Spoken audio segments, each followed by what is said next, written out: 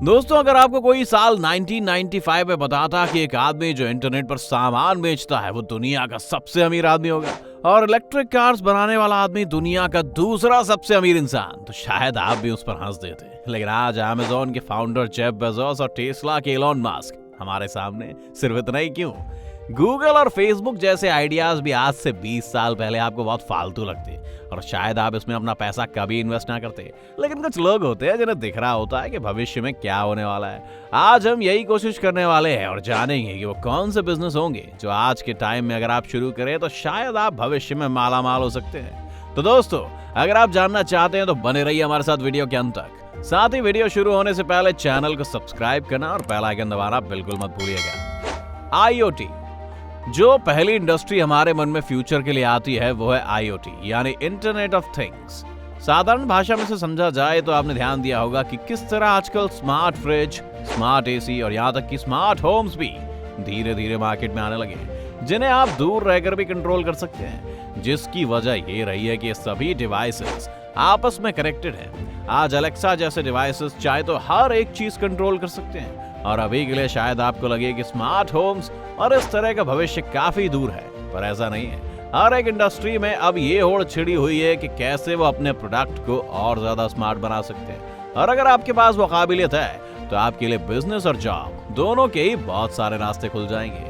IoT के फैलने से साइबर सिक्योरिटी और डेटा सिक्योरिटी से जुड़ी इंडस्ट्रीज को भी एक बड़ा बूम मिलेगा और वहां भी आप अपने लिए मौके की तलाश कर सकते हैं। शेयर्ड इकोनॉमी, दोस्तों आज के समय में कोई भी एक जगह नहीं रह सकता। सभी का काम ऐसा होता है कि कई बार उन्हें घर से दूर रहना पड़ता है या फिर उनका काम ही लगातार ट्रैवल करने का है। ऐसे में लोग अब घर नहीं खरीदना चाहते क्योंकि घर को वो अपने साथ नहीं ले जा सकते। कार्स के साथ भी यही है कि आप एक कार खरीद कर उसके साथ कमिट नहीं कर सकते। इसलिए आज का दौर ओयो या उबर का है। सिर्फ घर ही नहीं, लोग आजकल फर्नीचर से लेकर हर एक छोटे आइटम को खरीदने के बजाय रेंट पर लेना ज्यादा पसंद करते हैं। बड़ी बड़ी कंपनियां जब से क्लाउड सर्विस लेकर आई हैं, तब से लोग फोन में अपना डेटा रखने के बजाय क्लाउड पर रखने लगे हैं। नेटफ्लिक्स जैसी बड़ी कंपनी के पास खुद का सर्वर नहीं है, वो अमेज़न के वेब सर्वर पर अपना सारा डेटा स्टोर करके रखती है। ऐसे में अगर आप इस रेंटिंग या शेयर्ड इकोनॉमी के बिजनेस में घुस जाए तो हम सभी जानते हैं कि आप काफी नोट छाप सकते हैं। इंजीनियरिंग, आपने ये तो सुना ही होगा कि बेटा इंजीनियरिंग कर लो, बहुत स्कोप है। और सच बताएं तो ये बात गलत नहीं है। जब अमेज़न ड्रोन से डिलीवरी कर रहा है तो उस ड्रोन को बनाने और हैंडल करने वाले लोग कौन हैं? इंजीनियर्स। अगर लोग स्मार्ट डिवाइसेस बना रहे हैं तो उन्हें डिजाइन कौन कर रहा है? इंजीनियर्स। इस वक्त दुनिया को बेहतरीन इंजीनियर्स की सबसे ज्यादा जरूरत है। फिर वो एलन मस्क की स्पेसएक्स जैसी कंपनी हो या गूगल, सभी इंजीनियर्स को ढूंढ रहे हैं जो ना सिर्फ नौकरी पाकर खुश होंगे लेकिन दुनिया को एक बेहतर भविष्य की ओर भी ले जाएंगे। जैसे जैसे नैनो टेक्नोलॉजी हमारी रोजमर्रा की जिंदगी में आएगी और नैनोबॉट्स हमारे शरीर के अंदर जाकर बीमारियों को ठीक करने लगेंगे, तो आपको क्या लगता है इन नैनोबॉट्स को क्या डॉक्टर डिजाइन करेंगे? नहीं, इन्हें डिजाइन करने वाले भी इंजीनियर्स ही होंगे। वैसे अगर आप भी एक इंजीनियर है या बनना चाह रहे हैं तो हमें कमेंट्स में बताइए। रिन्यूएबल एनर्जी, दोस्तों इस वक्त दुनिया के सामने जो सबसे बड़ा खतरा है वो है हमारे फॉसिल फ्यूल के खत्म होने का। 2050 यानी कि सिर्फ 18 साल बाद मिडिल ईस्ट के ज्यादातर देशों में तेल खत्म हो जाएगा। तब ना गाड़ियां चल पाएंगी ना मशीनें, और इससे बिजली के उत्पादन पर भी असर पड़ेगा। दुनिया को इस वक्त सबसे ज्यादा जरूरत ऐसे लोगों की है जो एनर्जी के सेक्टर में नए रास्ते तलाश सके। फिर सोलर एनर्जी और विंड एनर्जी जैसी फील्ड्स में इनोवेशन लाकर इन्हें ज्यादा सस्ता और एफिशिएंट बना सके।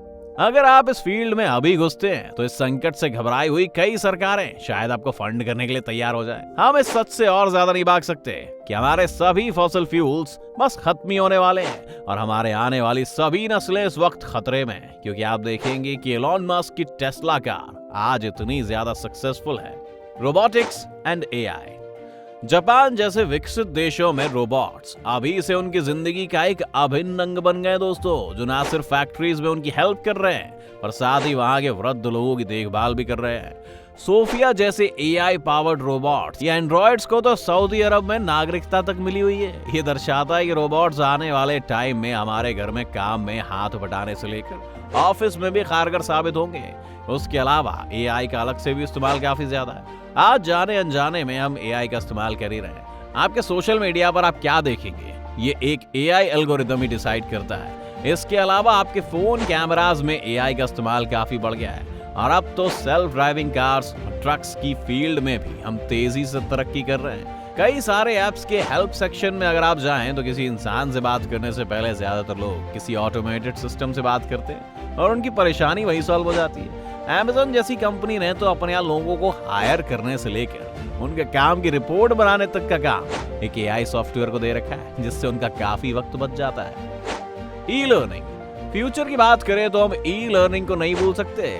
आप में से कितने ही लोग होंगे जो कभी किसी तकनीकी समस्या में फंस जाते हैं, सबसे पहले YouTube पर उसका सोल्यूशन ढूंढने लगते हैं। इसके अलावा भी ज्यादातर बच्चे जो स्कूल और कॉलेज में भी जाते हैं, वो भी एग्जाम से कुछ रोज पहले इंटरनेट से पढ़ना पसंद करते हैं। इस लॉकडाउन में तो पूरी एक जनरेशन ने इंटरनेट से देखकर पढ़ाई की है और इस वजह से भी लोगों का ई लर्निंग पर भरोसा बढ़ता जा रहा है। भारत के ही बायजूस और अनअकैडमी जैसे ई लर्निंग प्लेटफॉर्म्स आज हजारों करोड़ की कंपनियां बन गई हैं, जबकि इन्हें शुरू हुए अभी 10 साल भी नहीं बीते।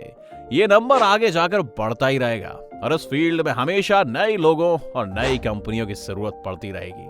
अगर ई लर्निंग को कोई वर्चुअल रियलिटी से जोड़ दे तो आपको घर बैठे ही क्लास में रहने का पूरा अनुभव हो जाएगा, साथ ही आप अपनी स्पीड पर भी पढ़ पाएंगे। कई सालों से हमारी एजुकेशन में कोई बदलाव नहीं आया था, लेकिन अब लोग इस बदलाव का स्वागत कर रहे हैं। लिस्ट में और भी कई नाम है दोस्तों, जैसे फैशन, एंटरटेनमेंट और फूड। ये तीनों इंडस्ट्रीज वो हैं जिनका विकास कभी नहीं रुकेगा। जिस स्थिति में हम अभी पिछले साल गुजरे हैं, हेल्थ सेक्टर में भी लोगों की डिमांड काफी बढ़ जाएगी।